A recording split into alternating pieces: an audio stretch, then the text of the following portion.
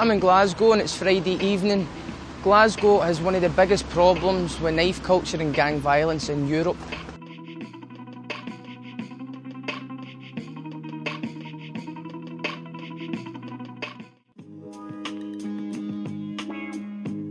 Glasgow's done a lot in recent years to improve its image, but the problems are still there in housing schemes like Polock, where I grew up. I was a youth worker there and I got to see for myself what can happen to an area when it's left to rot over a generation. I've now moved out of Polock and I live in a more affluent part of town. I'm just as skint as I was before, but I feel a lot safer. My heart's still in Polock, but it doesn't mean that I particularly like to go back there. I'm standing on the Green Bridge in the area where I grew up. Now, this bridge has traditionally been a place where gangs would meet to fight. We're going to see if we can track down some gangs tonight. So what do you fight for? To give our den a good name about ourselves, to make sure that there are no shite bags. Out for a joint. So that's the way it's going to be, man, or the way through every cunt's life, because you've been through my dad's and all that's life. So it just follows on from then. We have, particularly in Glasgow and the west of Scotland, lots of youth gangs, groups of young people gathered around a territory. And the territory might just be 2 or 3 streets, and there is recreational violence. So it's a pride thing then? Aye, it's a bit of a pride thing basically. You just go by like deciding. The violence with young men can be quite intense. So do you never worry about the actual how serious it sometimes can get? All we basically worry about is who we stabbing this weekend. And that's where lots and lots of our serious injuries and murders occur. So what do you do before you go and fight? Get mad with fucking basically sodding to drink at the end of the day, because you've got the adrenaline in you, man, they can stop you.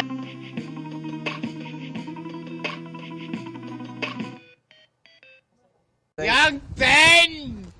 I think it's difficult to avoid violence in an area like Polock. I think how you get involved in it, you have a choice. You can choose to stay out of the gang thing, or you can choose to be part of it. I suppose I just resigned myself to the fact when I was younger that there was a chance if I walked out too far away from my own house, then I could get into a scuffle, because most of the time it's people preying on what they perceive to be an easy target. That's how this sort of works.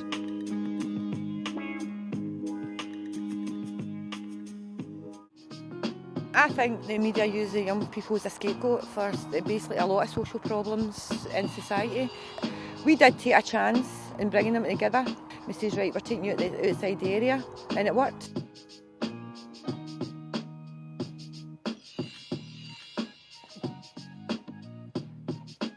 Before I joined the project, I felt unsafe, to be honest, unsafe to walk over all the fellow Polock, but now that I've joined the project, I've now stopped from fighting, I feel more safe than ever.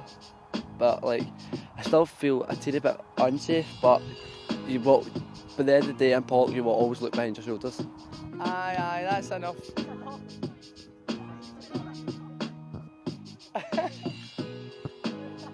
How do you feel when you see, even in your own city, how different it can be in one area from another area? I feel like a tramp, to be honest. You feel lower class? Aye, a lot lower class. Very lot.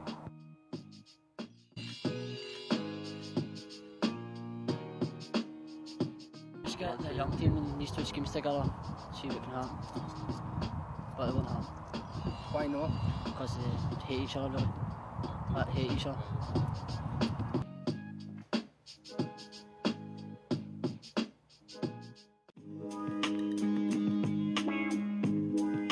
We've got to check out some of these websites. I know the young people are using them a lot to arrange things with one another, whether it be fighting or just meeting up or stuff like that. So I'm going to check out some of these sites just to see what I'm letting myself in for.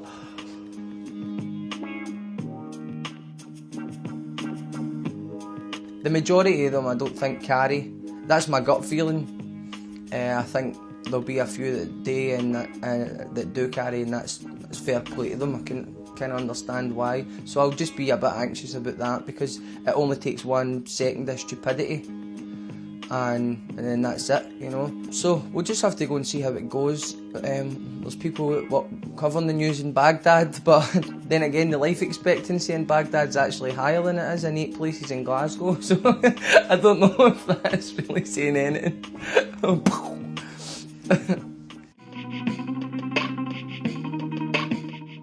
We know that they hang around this area pretty much. Growing up here myself in the area, I'm familiar with the gang, and I'm also being honest saying that it's a place that I never usually would travel due to my preconceived ideas, and also that it's out of the 3 territories the furthest away from where I grew up. So I'm kind of anxious about that, and also the fact that we're going to meet a group of quite likely rowdy young people. So I've got my Dutch courage in hand here. It's probably not the most professional thing to do, but I did grow up here, so I know the deal.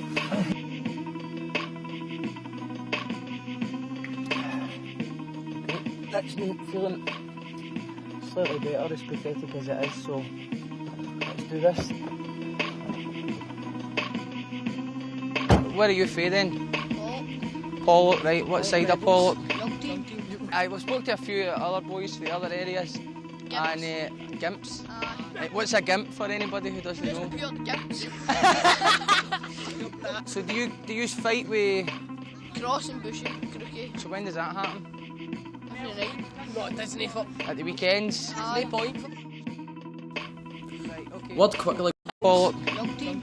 I spoke to a few other boys from the other areas. Gimps. And gimps. What's a gimp for anybody who doesn't know? Gimps.